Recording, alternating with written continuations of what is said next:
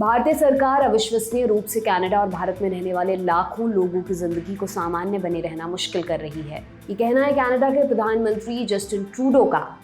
भारत में अपने 41 राजनयिकों को वापस कनाडा बुलाने के बाद प्रधानमंत्री जस्टिन ट्रूडो का बयान सामने आया है। सब कुछ आपको विस्तार से बताएंगे, लेकिन उससे पहले एक जरूरी सूचना।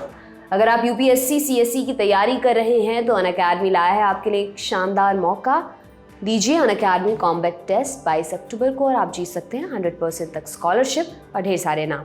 डिस्क्रिप्शन में दिए गए लिंक पर रजिस्टर करें।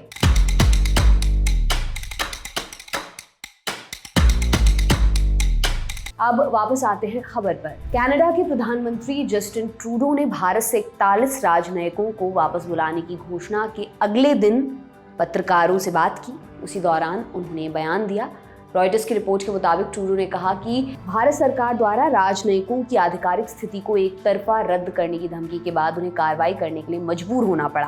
कैनेडियन पीएम ने कहा, भारतीय सरकार अविश्वसनीय रूप से कनाडा और भारत में रहने वाले लाखों लोगों की जिंदगी को सामान्य बने रहना मुश्किल कर रही है और वो कूटनीति के बुनियादी सिद्धांत का उल्लंघन कर ऐसा कर रही है।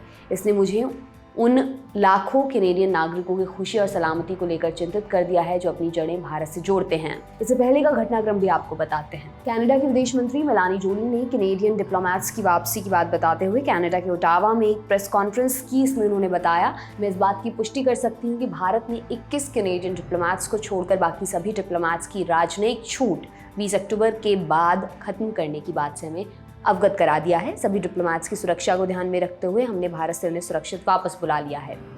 कैनेडियन विदेश मंत्री ने यह भी कहा कि भारत के इस कदम की उन्हें उम्मीद नहीं थी।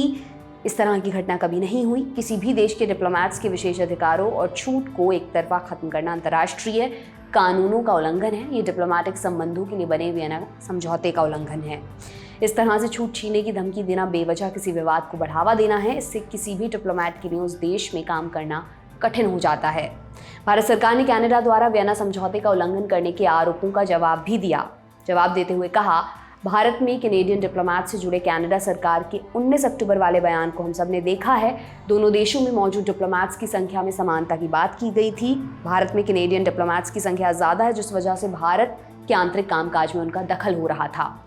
भारतीय विदेश मंत्रालय की तरफ से आगे कहा गया कि भारत सरकार इसको लेकर पिछले 1 महीने से कैनेडियन सरकार के साथ काम कर रही थी।